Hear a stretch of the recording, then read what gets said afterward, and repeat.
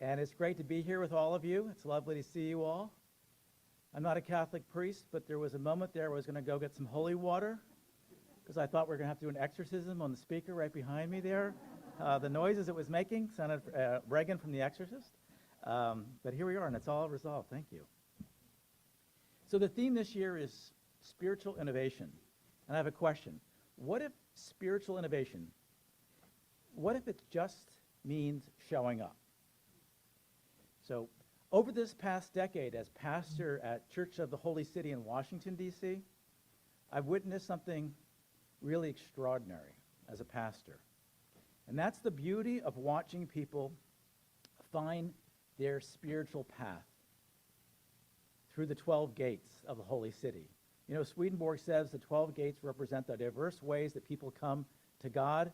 And I have to say, being at Church of the Holy City, I've seen someone come through every one of those 12 gates.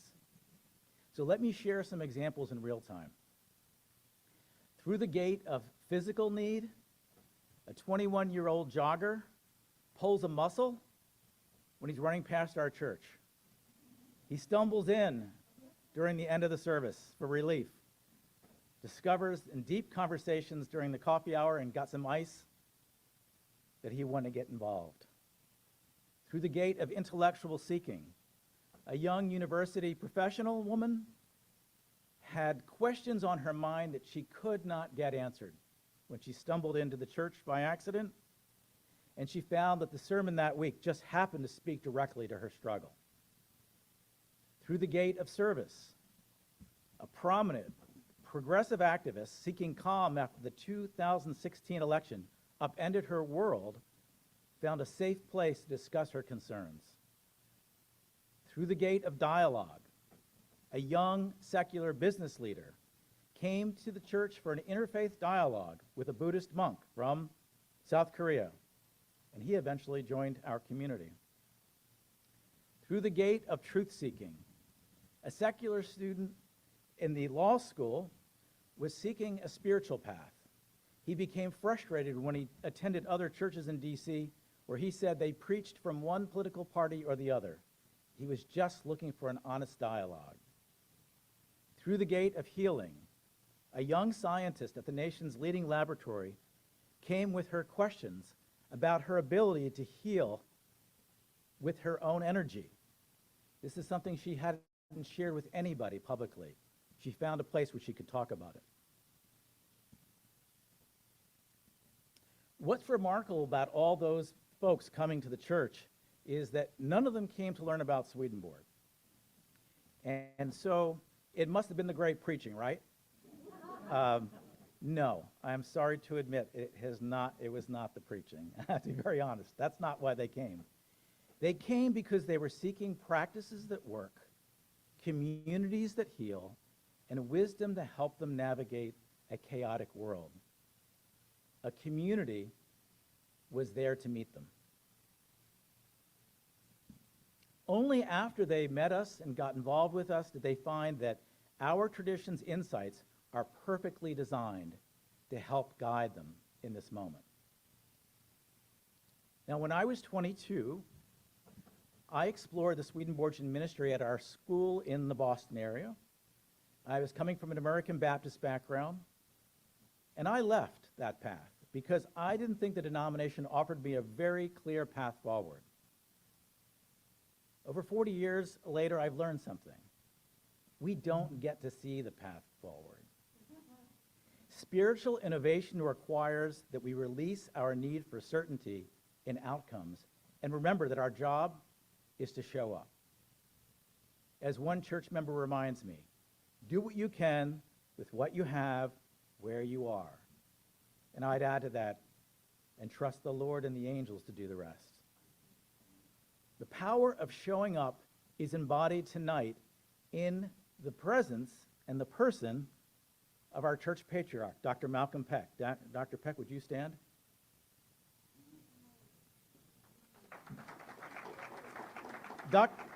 Dr. Peck joined our community 40 years ago and continues to serve as our historian, our vice president, and someone that anybody on the church board can turn to for advice. Malcolm demonstrates what showing up looks like over the decades. Our tradition is uniquely situated to be helpful and offer guidance in this chaotic age. The questions like, how do we create peace in a time of polarization? How do we find community in a time of loneliness? What wisdom do we have for the rising generation? Swedenborg's revolutionary predictions are very helpful in this time. As we've heard earlier, he said, to bring about a new order, you're going to have to go through some chaos. Traditional religion and traditional Christianity would fade, and new spiritual communities would rise. What matters most isn't what you say you believe, it's how you love and if you're useful. These teachings directly answer the questions of our time. Despite being blessed with these insights, we Swedenborgians often get stuck. We freeze when innovation feels risky and resources are thin. We calculate how long will our endowment last instead of asking God, what will you birth through us? We have a risk of becoming museum curators instead of movement builders, burying our talent like the fearful servant in Jesus' parable rather than investing for the kingdom. Two things that we can do right now to open ourselves up to more spiritual innovation is to first avoid burnout so we can show up, and second, shift our focus from the past to the future. So I've said that showing up is very crucial to innovation. So we have to cultivate talent and protect against burnout. It's interesting, in the social investment world that I work in, an investor will only give money when they see that the person's going to be full-time, there's going to be a full team, and they don't expect any response in return for 5 years. But in the church, we do just the opposite. We ask ministers to work part-time for minimal compensation and carry everything. Then we have lay people who get involved, we throw them on the board, and we drop new responsibilities on them. And we tell our non-traditional ministers, you'll have to figure out your own path. This isn't the way to innovation, it's a recipe for burnout. We must transform how we support and cultivate talent in our pulpits, in our pews, and in our chaplaincies. Second, we have to escape the nostalgia trap. We have to stop looking backward and begin to describe the future. We become overly focused on our contributions from the past. I know, I'm very guilty of this. I'm sort of, at times, teased by my friends. I'm like a Swedenborg Jeopardy category. Do you do this too? In the movie, My Fat Greek Wedding, My Big Fat Greek Wedding, remember the grandfather says everything was created by the Greeks? Well, we Swedenborgians have a tendency to constantly point to the past and say, we did that. I'll take Swedenborg for 1,000. This famous Swedenborgian tree planter traveled through Ohio. Who's Johnny Appleseed? This major city's plan was inspired by Swedenborg's vision.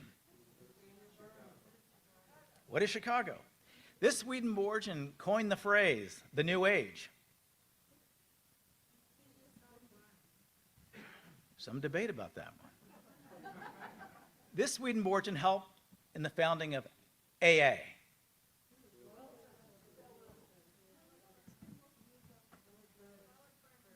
Lois.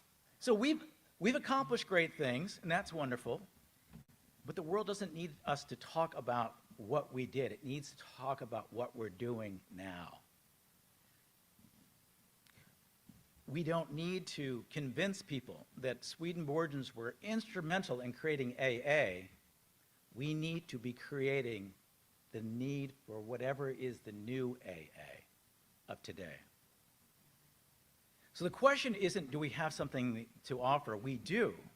The question is whether we'll cultivate the talent to meet that need and whether we have a vision of the future that leads them to it.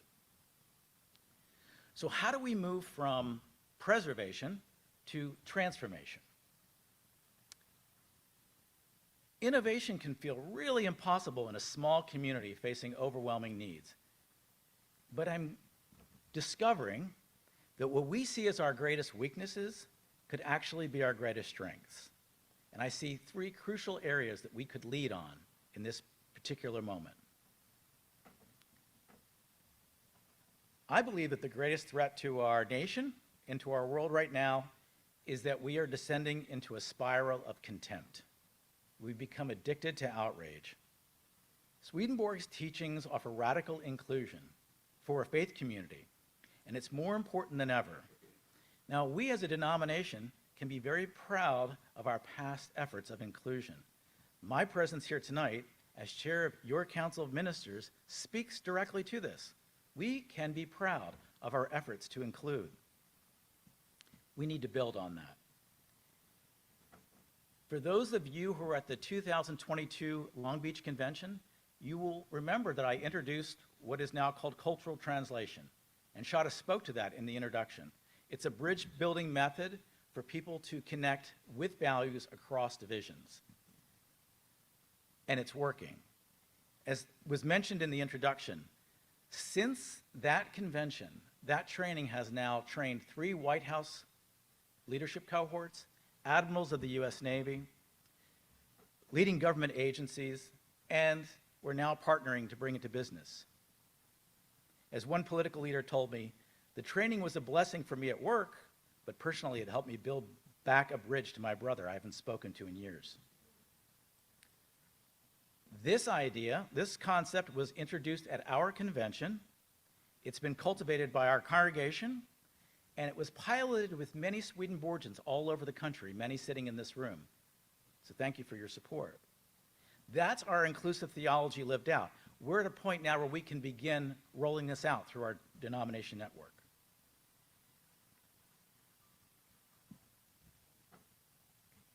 So we're also, in addition to peacemaking and bridge building, the other area I think we could be very helpful in is that we're living in an epidemic of loneliness.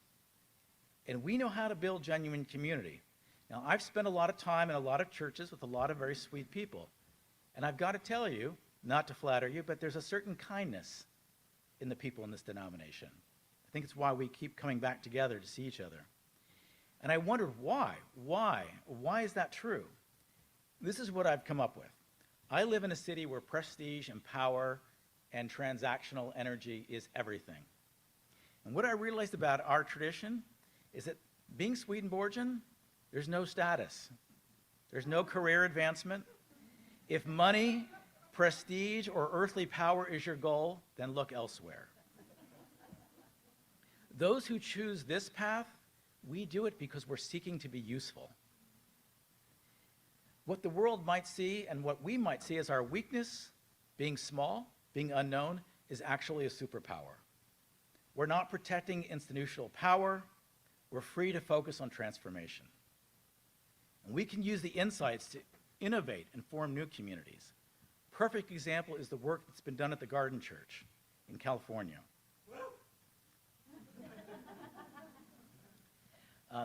In DC, we have innovated. We sold our massive church building and created Swedenborg House DC, a hybrid spiritual center with a kitchen, a shower, guest space, an area for both in-person and virtual worship, alongside conversations and dialogues. We've redesigned our worship so that there's a discussion after the sermons. We get really incredible questions like, how do I make a difference? So this is innovation in action, and we are taking those steps. New York, our New York church faced a similar cliff. 5 members, enormous building, and they could have managed the decline very slowly, like taking the Titanic into the iceberg.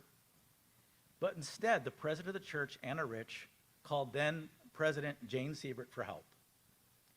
Members from across our denomination shared time and energy to help the New York congregation, most of the people they have never met. And that collaborative leadership transformed their legacy into a $14 million legacy fund that will fund nonprofits in New York and our Swedenborgian communities. They didn't preserve the past, they sparked a future. And that's what life after death looks like in this world. And that's spiritual innovation. These examples show us that we have figured out ways to build community in difficult times.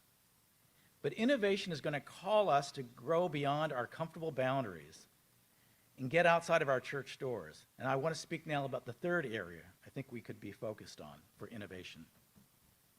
In addition to peacemaking and building community, we must focus on the next generation.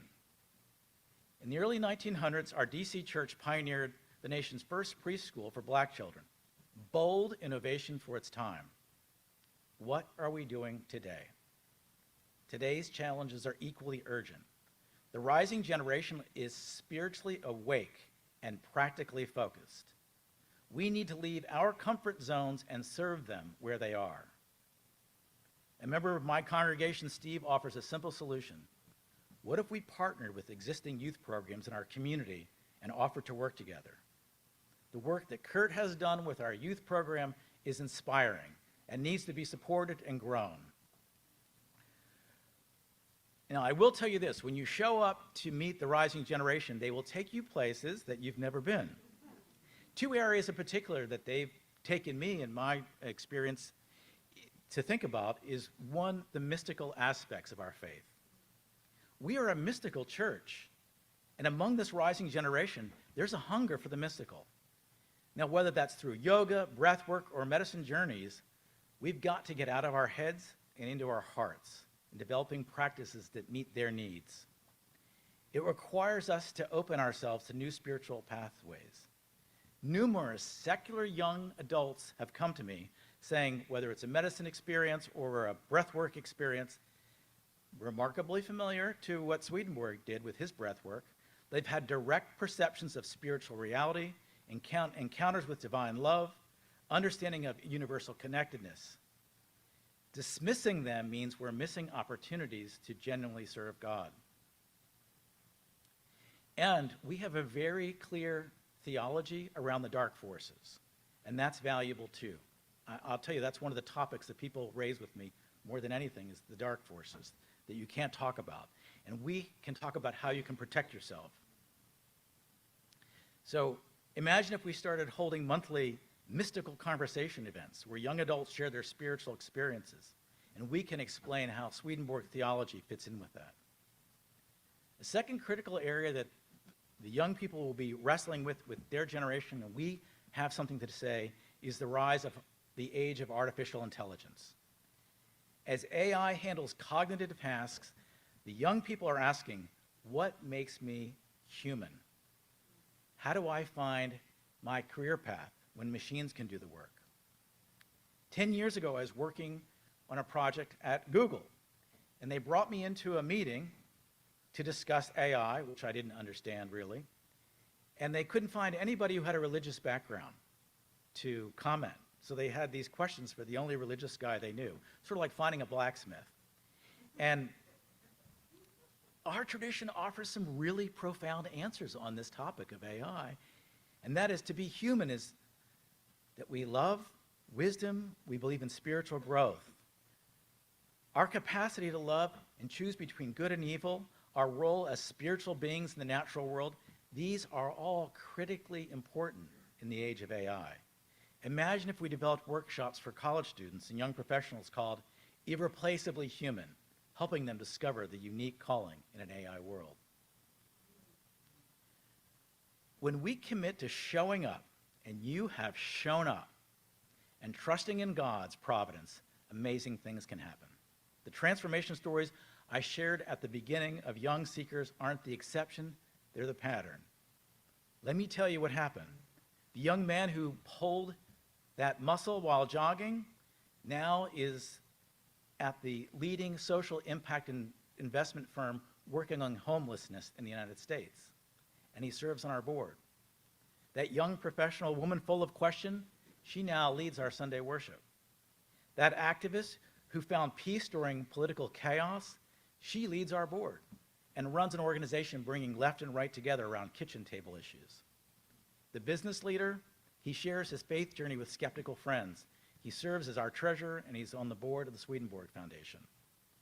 The energy healer recognizes she's not alone, and she's now writing academic papers bridging science, healing energy, and Swedenborg.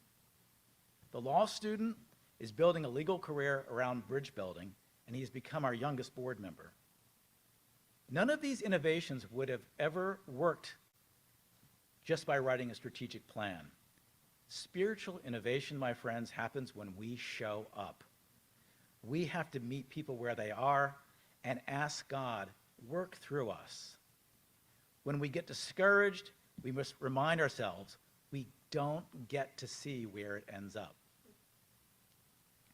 But when we can articulate our vision and ask God to work through us as instruments of his peace, amazing things can happen.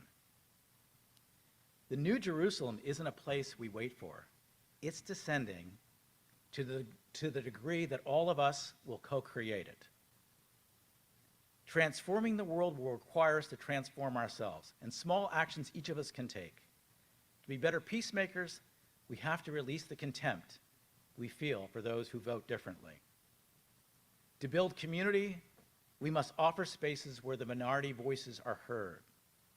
To meet the rising generation, we must choose curiosity over judgment when they share their paths. We're not superior because we're Swedenborgian. We're just blessed. And to whom much is given, much is expected. Much is expected of us, specifically to become instruments of God's peace in a divided world, to create communities where authentic transformation happens, to mentor a generation hungry for meaning beyond materialism.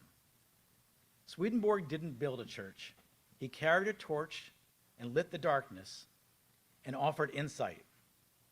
That torch has been passed down from generation to generation to each of us here tonight to illuminate faith's mysteries. We cannot hide that light under a basket. We must let it shine before others. They may see our good works and glorify our Father in heaven. Through some strange grace, you are here tonight, asking God how to be useful. In this very moment, the torch is in our hands. We have the opportunity to light pathways toward healing, to illuminate spaces where the lonely find community, and to kindle hope in the hearts of those who've grown cynical about faith. The world hungers for what we carry: practical mysticism, healing community, and the radical truth that love is stronger than contempt. Those young seekers I've met represent millions approaching the gates of the holy city right now. They're not looking for an institution to join. They're looking for a community that heals and mentors without judgment. The New Jerusalem isn't behind us, it's ahead of us. It's waiting to be born if we have the courage to show up. The seekers are already at the gates. The world is waiting. The only question for us gathered at this convention is, what will we light? Amen. Thank you.